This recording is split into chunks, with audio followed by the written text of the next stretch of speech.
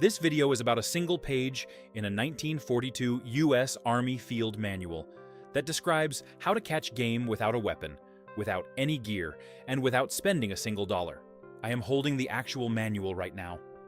FM 21-76, the Army's Survival Guide, printed during World War II for soldiers who might find themselves alone behind enemy lines, with nothing but their uniform and whatever the forest around them could provide. One page, 3 trap designs, sticks, rocks, and cordage from plants. That is the entire system.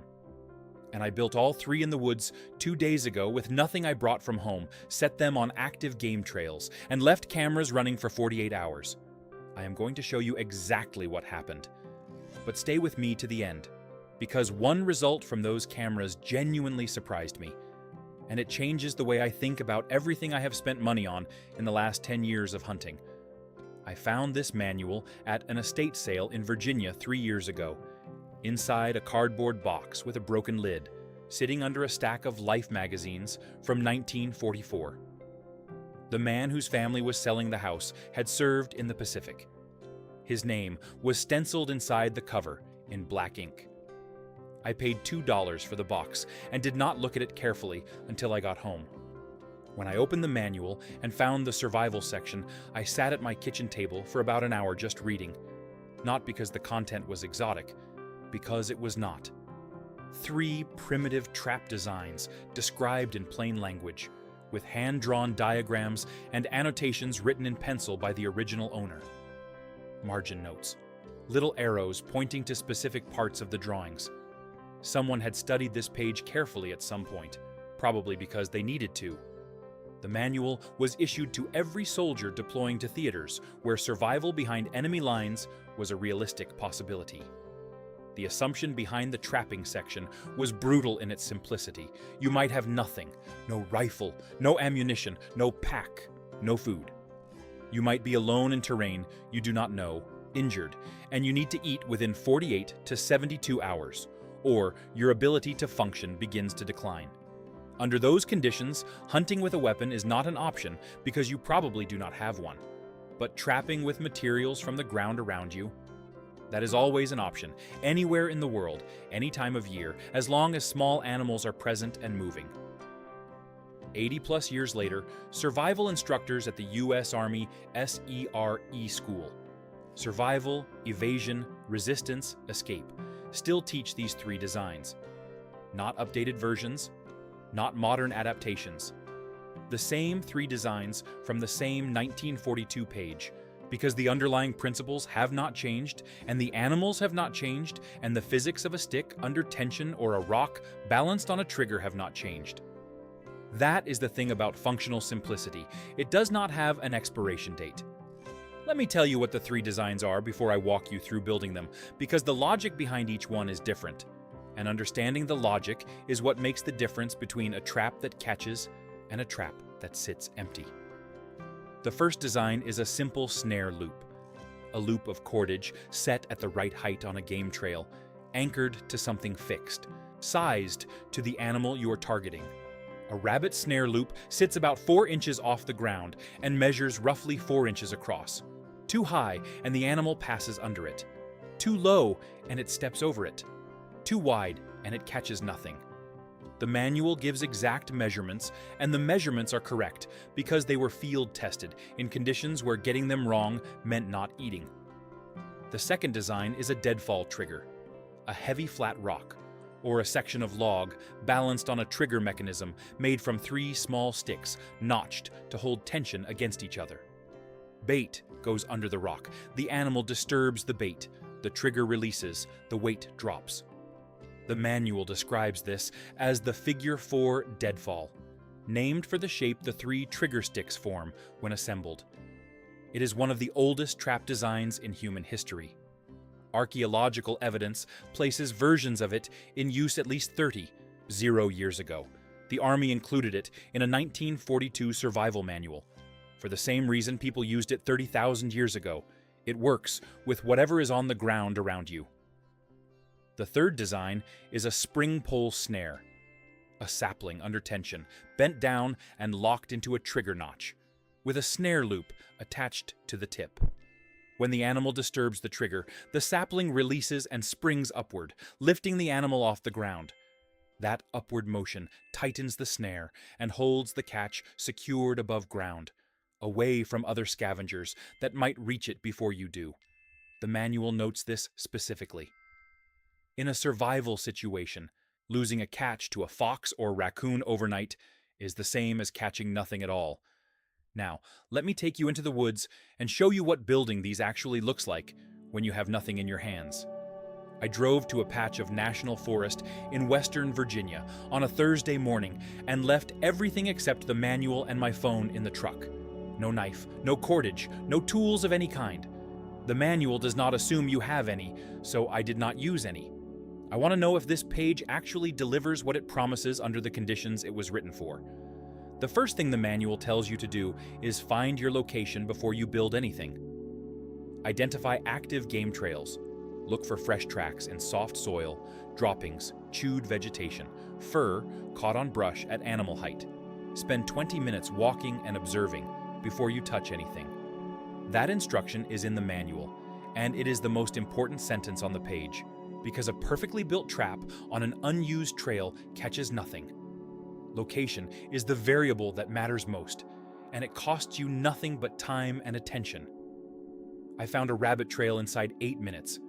Fresh pellet droppings, a clear compression line in the leaf litter where the same path had been used repeatedly, and a low-hanging tunnel through a blackberry thicket where the animal was obviously moving through the same gap every time. That gap is where the snare goes. The animal's own habit becomes the trap. For cordage, I stripped inner bark from a dead cedar branch on the ground nearby. Cedar inner bark peels in long, fibrous strips when the branch has been dead for at least a season. You twist 2 strips against each other in opposite directions, and they lock together into a cord that holds surprising tension. The manual describes this process in 4 sentences. I had usable cordage in about 12 minutes. It is not paracord. It is not rated for any load. But a rabbit weighs about 3 pounds, and cedar bark cordage handles that without any problem at all. The snare loop went up in about 4 minutes once I had the cordage. Anchor point was a cedar root that came out of the soil at ground level, about 18 inches to the side of the trail, loop height 4 inches, loop diameter 4 inches. The manual says to use a stick to prop the loop open if the cordage wants to collapse on itself. I used a small forked twig tucked into the edges of the loop. Simple. Total time from arriving at that location to finished snare, 22 minutes. The figure 4 deadfall took longer, not because it is complicated, but because finding the right rock matters. You need a flat bottom surface so the rock drops level and makes clean contact. You need enough weight to do the job, which for a squirrel means at least 8 pounds. I found what I needed along a dry creek bed about 60 yards from the rabbit trail. Sandstone, flat on one face, roughly the size of a hardback book, and heavy enough that I had to carry it two-handed. The trigger sticks need to be straight-grained and dry so they do not compress under load and release prematurely. Green wood compresses. Dry wood holds. The manual specifies this, and it is the kind of detail that only matters when you are actually doing it, not when you are reading about it from a chair. I split dry sticks from the underside of a fallen oak, where they had stayed protected from moisture, notched them with a sharp-edged rock, because the manual tells you that a rock with a clean fracture edge works as a cutting tool for wood when you have nothing else. The figure 4 assembly is a mechanical puzzle the first time you do it. 3 sticks, a vertical post driven into the ground, a diagonal brace running from the top of the post to the underside of the rock, and a horizontal trigger stick running from a notch in the vertical post outward under the bait. All 3 are notched where they contact each other and hold tension only because the weight of the rock is pressing them together. Touch the bait, move the trigger, and the geometry collapses. The rock drops. Total build time, 31 minutes. I reset it 3 times while building because it kept collapsing before I got the bait placed. The manual does not mention that part. That part is just reality. The spring pole snare required finding a suitable sapling, which is the step with the least margin for error. Too thin, and it does not generate enough upward force to lift and hold the catch. Too thick, and you cannot bend it without breaking it, and you will not be able to release the tension once it is set. The manual suggests a sapling, roughly the diameter of your thumb at the base, about 6 feet tall. I found a young red maple along the creek bank that matched those specs. Bent it down, notched a trigger from a forked stick driven into the ground beside the trail, looped the snare to the tip of the sapling, and connected the trigger with a short length of bark cordage. The system holds under tension until the snare loop catches something and the animal's movement pulls the cordage off the trigger notch. Then the sapling releases upward. That upward force tightens the snare and holds the catch suspended. All 3 traps were set and baited by early afternoon. I used dried corn kernels from my truck for bait, the one exception to the no gear rule, and one I would not have under true survival conditions. Under true survival conditions, the manual recommends using whatever plant material you can identify as a local food source for the target species. Fresh clover, berries, mushrooms, bark strips from preferred browse trees. The bait is secondary to the location. The location is everything. Before we get to what the camera showed, I want to ask you something directly. Have you ever built any kind of primitive trap or snare, even just as an experiment, even just to see if you could? Yes or no? Write your answer in the comments right now. I want to know how many people watching this have actually tried it versus how many have only read about it. I left the cameras running and came back 48 hours later. What they captured over those 2 days is the honest answer to whether this page from a 1942 manual still delivers what it was written to deliver. The rabbit snare caught a cottontail at 4:47 in the morning on the first night. You can see it clearly in the footage, the animal moving through its habitual gap in the thicket, contacting the loop tightening, and the animal stopping immediately. Clean catch. The snare held. The cedar bark cordage held. The prop stick that kept the loop open did exactly what the manual said it would do. The figure 4 deadfall showed 3 trigger events on camera over 48 hours. 2 were squirrels investigating the bait. The 3rd was a larger animal, I think a raccoon based on the shape in the footage, that contacted the trigger from the side rather than from under the bait as intended. All 3 times the rock dropped. The first squirrel was too fast and cleared the drop zone. The second squirrel was not. The raccoon was also not, but it was large enough that the rock did not hold it, and it moved off camera within about 20 seconds. So 1 clean catch out of 3 trigger events on the deadfall. The spring pole snare showed nothing for the first 36 hours. Then on the second night, at 2:11 in the morning, it triggered. A squirrel, judging by the size. The pole came up, the snare tightened, and the catch held, suspended exactly as the manual describes. The design works precisely because it removes the catch from ground level. While the snare held that catch through the night, a second animal, almost certainly a fox based on the body shape and movement pattern in the footage, approached, circled the suspended catch twice, and left. If that catch had been sitting on the ground, the fox takes it. Suspended in the air, it was inaccessible. That one design detail, which takes about 30 extra seconds to execute, is the difference between a catch you can use and a catch that feeds something else. 2 out of 3 designs with successful catches in 48 hours. No gear, no tools, no experience beyond reading 1 page of a manual written in 1942 by people who needed this information to be accurate because lives depended on it. If you are not subscribed to this channel, hit that button right now and turn on the bell.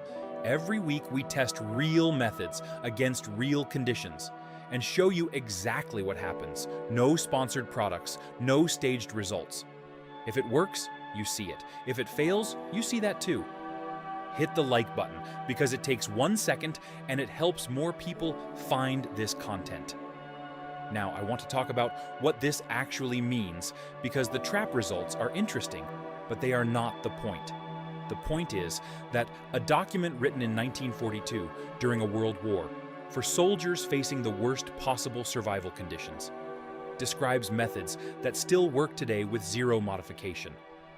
And that fact raises a question that the modern outdoor industry would prefer you not spend too much time on. If the fundamental methods have not changed in 80 years, what exactly are you paying for when you spend $3,000 on hunting equipment? I want to be clear about something. This is not an argument against modern gear. A quality rifle is more accurate than a trap. A quality pack makes a backcountry hunt more comfortable and more safe. Modern optics give you capabilities that no amount of primitive skill can replicate. I am not suggesting you go hunt elk with a forked stick and a loop of cedar bark. That is not the point, and anyone who tries to reduce this to that argument is missing what matters. What matters is the underlying principle. Animals move in patterns. They use the same trails repeatedly. They respond to the same trigger inputs, food scent, the shape of a gap in cover they have used 100 times, the path of least resistance through their territory. Those behavioral patterns are what every trap design in that 1942 manual is built around. Not technology, not materials, animal behavior. And animal behavior in 2024 is identical to animal behavior in 1942. Because evolution does not move that fast, and white-tailed deer and eastern cottontails and gray squirrels have not changed their movement habits because hunting technology improved. The survival instructors at SERE school still teach these designs because they work under the only condition that truly tests any method. No resources, high stakes, real consequences. When you strip away every piece of gear and every product and every technological advantage, what you have left is your ability to read animal behavior and build something mechanical with what the environment provides. That ability does not go out of date. The man who owned this manual before me drew little pencil arrows on the Figure 4 diagram, pointing at the notch angles. He adjusted the measurements slightly from what the manual printed. His modification in the margin says 3/4 inch deeper on the diagonal brace notch. I used his modification when I built mine, and the trigger held steadier than it did on my first 2 attempts. Whoever he was, whatever he experienced in the Pacific, he had used this design enough times to have an opinion about improving it. That margin note is the most interesting thing in the entire manual to me, because it represents someone field testing a government document under real conditions and arriving at a better answer. That is what practical knowledge looks like, not a product launch, not a sponsored YouTube video, a pencil mark in a margin made by a soldier who needed to eat, and figured out something that worked slightly better than the printed instructions. I want to add a legal note here that matters. Trapping regulations vary significantly by state, and in many states require a license even for primitive traps. In some states, snares are restricted or prohibited entirely.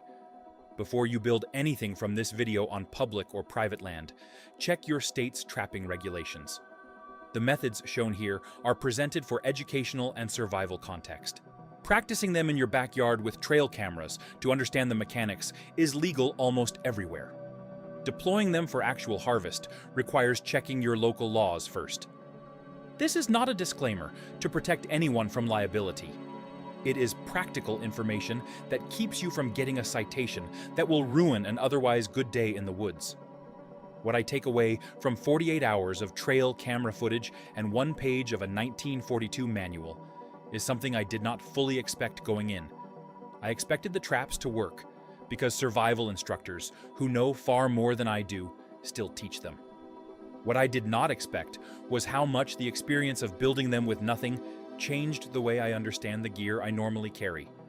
Not because the gear is useless, but because building the traps required me to pay attention to the land in a way I do not normally bother with when I am carrying everything I could possibly need. I spent 20 minutes just watching the forest before I touched anything. I noticed things I would have walked past if I had been focused on setting up a stand or patterning deer with a cell camera. The 1942 manual does not know you have a cell camera and a laser rangefinder and a $400 set of layering systems. It assumes you have nothing. That assumption forces a different kind of attention. And that attention to tracks, to droppings, to the shape of a gap in brush, to the difference between a trail that was used this morning and one that has not been touched in a week. That attention is what catches animals. The gear extends your range and your comfort and your efficiency. But the attention is what makes the difference between going home with something and going home empty. 2 catches out of 3 designs in 48 hours. 0 gear. 1 page, 80 years old and still accurate. One more thing I keep thinking about since that day in the woods.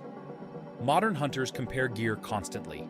Calibers, optics, rangefinders, GPS units, trail camera cell plans, pack weights, boot insulation ratings. Those conversations fill entire forums and comment sections, and they have genuine value because the details matter when you are trying to get an animal at 400 yards in November wind. But I have almost never heard a hunter compare their ability to read a game trail, their ability to identify a primary crossing from a secondary one just from looking at the ground, their ability to predict where an animal will be based on nothing but the shape of the terrain and the time of day. Those skills are the foundation that all the gear sits on top of. And they are the skills this 1942 manual was entirely built around, because they are the only skills a soldier behind enemy lines could actually rely on. The manual cost me $2 at an estate sale. The cordage cost me nothing. The sticks and rocks cost nothing. The 20 minutes of watching before touching anything cost me nothing but patience. And 2 animals in 48 hours is a result that the people who wrote that page in 1942 would have considered a reasonable outcome. Not spectacular, not a failure. A reasonable outcome from methods that work when nothing else is available. Drop a comment below with your yes or no on whether you have ever built a primitive trap. And if you have not subscribed yet, do it now and hit the bell, because next week we are testing another method that the outdoor industry would rather stay buried. The stuff that works without a price tag attached does not get promoted. That is what this channel is for.